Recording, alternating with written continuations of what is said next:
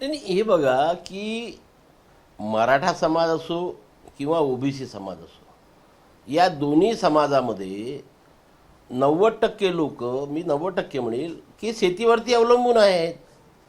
आणि त्याच्यामुळे हा शेतीचा पोसंदा, यावर्षी जी अतिवृष्टी या महाराष्ट्रामध्ये झालेली आहे, त्या अतिवृष्टीमुळे एवढा संकटात आलेला आहे की पुढचे 2-3 वर्ष तो त्या आर्थिक संकटातून सावरणार की नाही सावरणार याविषयी आमच्या मनामध्ये शंका आहे. तर त्या पूर्ण शेतकरी वर्गाचे आणि शेतमजुरांचे काय हाल होतील याविषयी म्हणजे एवढं मोठा प्रश्नचिन्ह निर्माण झालेलं आहे.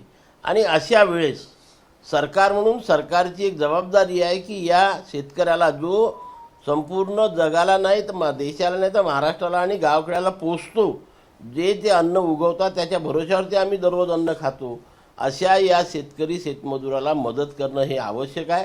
आणि म्हणून आम्ही आमच्या चर्चेमध्ये सुद्धा, आंदोलनामध्ये सुद्धा मुद्दा घेतला होता की अतिवृष्टीमुळे ज्या शेतकऱ्यांचं नुकसान झालेलं आहे त्यांना त्वरित आर्थिक मदत करावी. आणि सरकारने तशा प्रकारचे पंचनामे करून दिवाळीपूर्वी आर्थिक मदत करण्याची घोषणा केलेली आहे. आम्ही त्या दिवसाची वाट बघतो आहे की ज्या दिवशी या शेतकऱ्यांना सरकारकडून पहिला हप्ता मिळेल. सर ते म्हणले की याचा नोकरीचा दर्जा द्या शेतीला. आता ते कशाच्या आधारावर बोललेत, काय बोललेत, आता त्याच्यामुळे मला कल्पना नाही आहे, त्याच्यामुळे मी त्याच्यावरती काही जास्त वक्तव्य करणार नाही.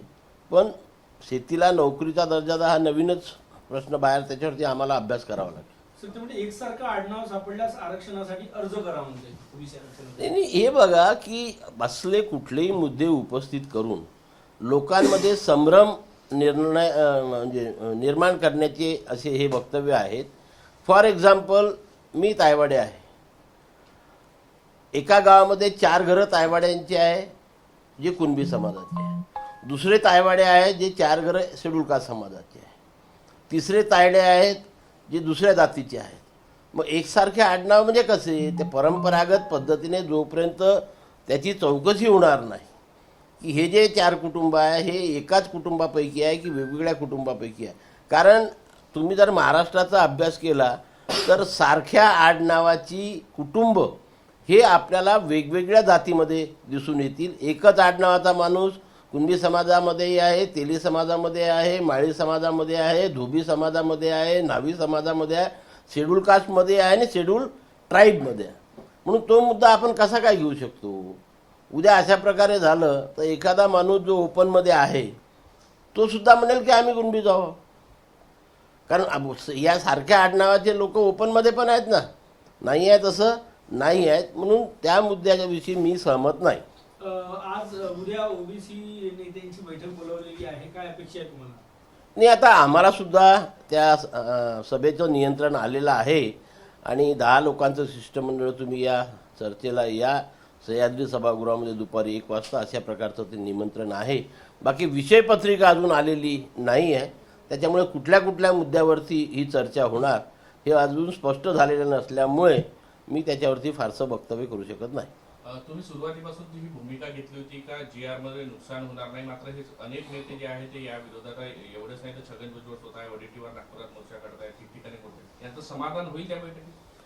आता बघा की हे बघा, सरकारने ज्या फॅक्टच्या आधारावरती हा शासन निर्णय काढला, सरकार आपली भूमिका आजच्या या सभेमध्ये मांडतील अशी मी अपेक्षा करतो, कारण अजेंडा आलेला नाही आहे. आणि मग या सर्व नेत्यांच्या मनामध्ये जी शंका आहे त्या शंकेचं निराकरण करण्याचा नक्कीच प्रयत्न केला जाईल. होतो की नाही मला माहीत नाही. आणि त्यानंतर जर त्यांचं समाधान झालं तर काहीतरी निष्कर्ष बाहेर येईल. जर समाधान नाही झालं तर मग ते काय भूमिका घ्यायची तो त्या नेत्यांचा प्रश्न राहणार आहे.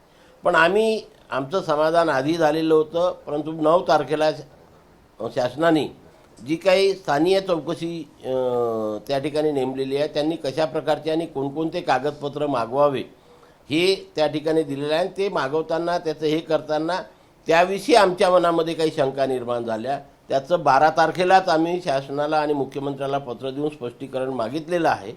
त्या स्पष्टीकरणांची पुनरावृत्ती आजसुद्धा आम्ही करणार आहोत की याविषयी आमच्या मनात ज्या शंका आहेत त्या आपण दूर कराव्या.